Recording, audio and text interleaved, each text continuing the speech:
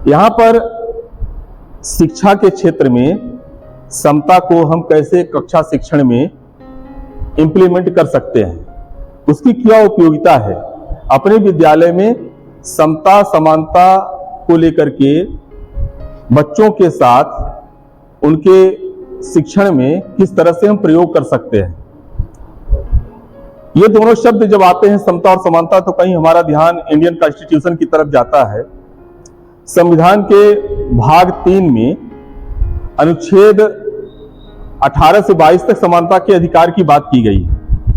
6 हमारे मौलिक अधिकार हैं: समानता का अधिकार, स्वतंत्रता का अधिकार, शोषण के विरुद्ध अधिकार, धार्मिक स्वतंत्रता का अधिकार और सांस्कृतिक एवं शिक्षा का अधिकार, संवैधानिक उपचारों का अधिकार। तो अपना जो पहला है समानता का अधिकार, अनुच्छेद 18 से 22 तक इसकी चर्चा की गई है। उसी तरह से समता का उल्लेख प्रियम्बल में किया गया है। भारतीय संविधान के प्रस्तावना में क्या क्या लिखा गया है, कौन कौन सी बातें?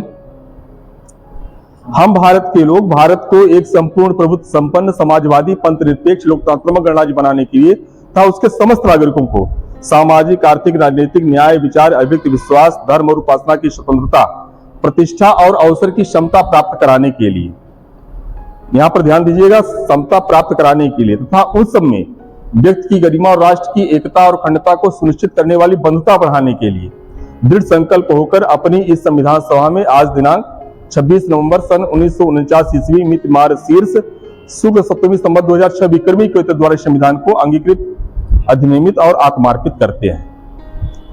ये पूरी बातें जो उल्लेखित की गई हैं, तो इसमें तात्पर्य यह है कि जो समता प्राप्त कराने के लिए कौन समता प्राप्त कराएंगे?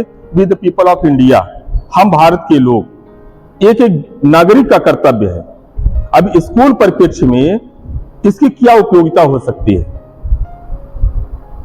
यह कॉन्सेप्ट तो भी क्लियर हो गया है कि समता क्या है, समानता क्या है।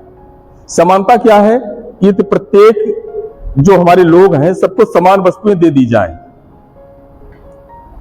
जिसको हम बोल सकते हैं कि everyone getting same thing, that is equality. और इक्विटी की जो बात आती है तो इक्विटी में आवश्यकता अनुसार दी जाए। If everyone is getting the thing what they need in order to be successful, सफल होने के लिए प्राथमिकता के तौर पर उन्हें किन वस्तुओं की आवश्यकता है, यदि उन्हें प्रदान कर दी जाए तो उसे हम बोलते हैं समता। अपने विद्यालय में जो छात्र पढ़ने के लिए आते हैं, लिंग जाति धर्म अमीर गरीब छोटा बड़ा इत्यादि किसी भी आधार पर यदि हम भेदभाव न करते हुए निष्पक्ष भाव से उनकी दक्षता के अनुसार जो आवश्यकता है कक्षानुरूप दक्षता प्राप्त करने के लिए, ये हमारा जो है तो बिग गोल है, सबसे बड़ा टारगेट है कि बच्चों में कक्षानुरूप दक्षता आ जाए। उस कक्षानुरूप दक्षता को प्राप्त करने में जो अवरोधक तत्व हैं उन्हें दूर करने के लिए यदि जो हम संसाधन प्रदान करते हैं, जो उनके साथ व्यवहार करते हैं बच्चों के साथ, उसे समता कहते हैं।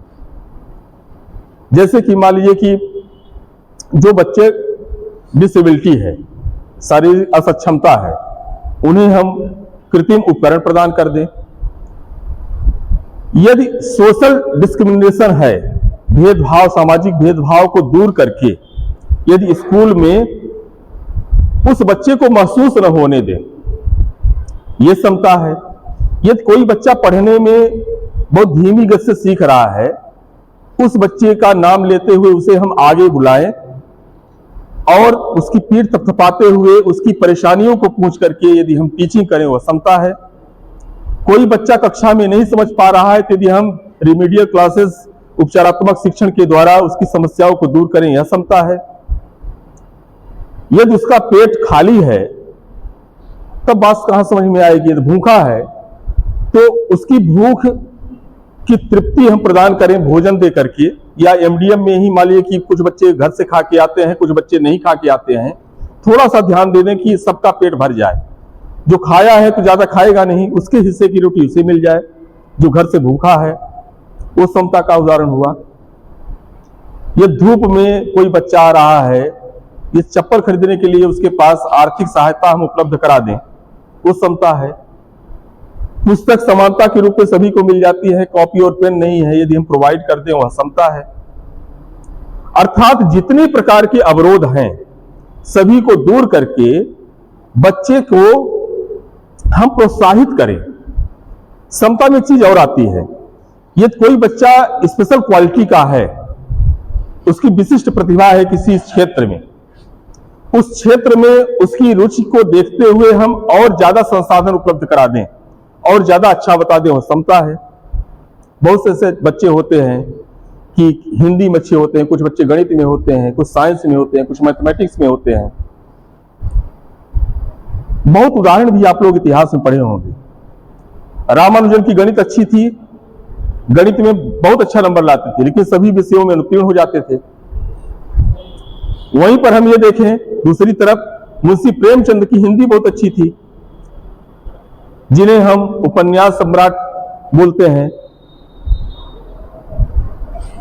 हिंदी साहित्य में एक रेखा खींच दी गई कि इस बार ये प्रेमचंद्र युग कहा जाएगा, लेकिन गणित में वो फेल हो जाते थे।